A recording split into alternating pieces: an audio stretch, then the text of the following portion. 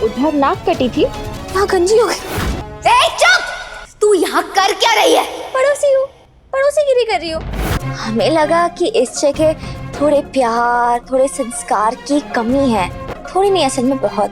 पर इसलिए ना हमने रामायण का पाठ रखा था, तो न्योता देने आ गए।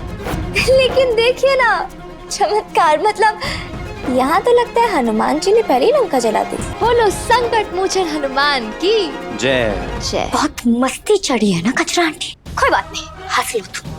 मैं तो वैसे भी जा रही, लेकिन एक वादा करके जा रही हूँ तुमसे कि जब मैं यहाँ वापस आऊंगी ना, तुम्हारी इसी चेहरे से हंसी कुछ ऐसे उड़ाऊंगी कि तुम्हारे पास सर छुपाने के लिए भी जगह नहीं बचेगी।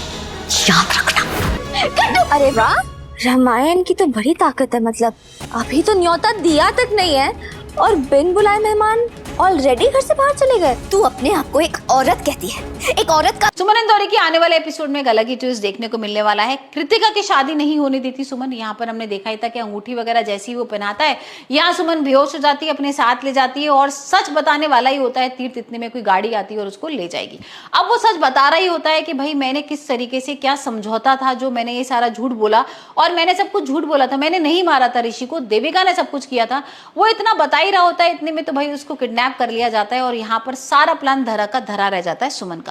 सुमन ने मीडिया बुला ली थी, उसको लगा था कि मैं खुलासा कर दूंगी, इसको एक्सपोज करूंगी तीर्थ को और इसका पॉलिटिकल करियर भी खराब हो जाएगा। और यहाँ पर भाई तीर्थ का पॉलिटिकल करियर तो खराब ही होने लगा है, क्योंकि यहाँ पर तीर्थ ने बोल दिया ना कि हाँ जो सुमन बोल रही है सच है, मैंने सब कुछ किया था। तो अब भाई देखते हैं किस तरीके से यहाँ पर सीएम क्या करने वाले हैं, क्योंकि सीएम आते हैं, तीर्थ को समझाते हैं, देविका को समझाते हैं कि भाई मैं अब कुछ नहीं कर पाऊंगा जब विक्रम कुछ करेगा, और अगर तीर्थ तुमने ऐसा ही सब कुछ किया ना तो सुमन तुम्हें बर्बाद कर देगी और सुमन ही बन जाएगी सीएम।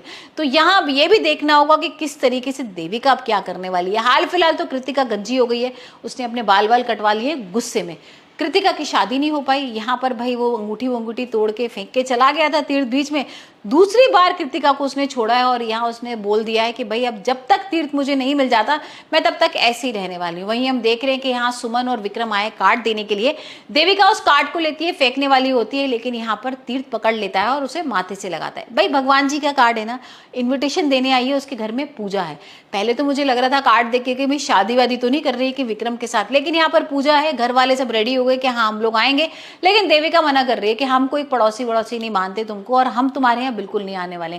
थोड़ी देर पहले तो देविका होकर आई थी, हमने देखा था एपिसोड में कि यहाँ पर वो गुस्से में जाती है अपने बहन का बदला लेने के लिए, लेकिन सुमन उसका गला वाला पकड़ती है और धमकी देती है कि मेरे घर में तुम्हारी आने की हिम्मत कैसे हो गई, और तुम अब आ गई हो ना तो समझ लो कि अब तुम्हें मैं छोड़ने वाली नहीं हूँ, तुमसे बदला लेने वापस आई हूँ और तुम्हें हरा कर ही रहूंगी। अब यहाँ पर कहीं ना कहीं देविका को थोड़ा डर भी लग रहा है सुमन से कि भाई उसकी बहन तो चली गई है, अब अकेले कैसे लड़ेगी वो, अब किसका साथ लेगी, क्या उस अपने पापा को बुलाएगी या फिर यहाँ पर तीर्थ को धमकी वगैरह देके तीर्थ के संग मिलकर यहाँ पर सुमन का करेगी खात्मा।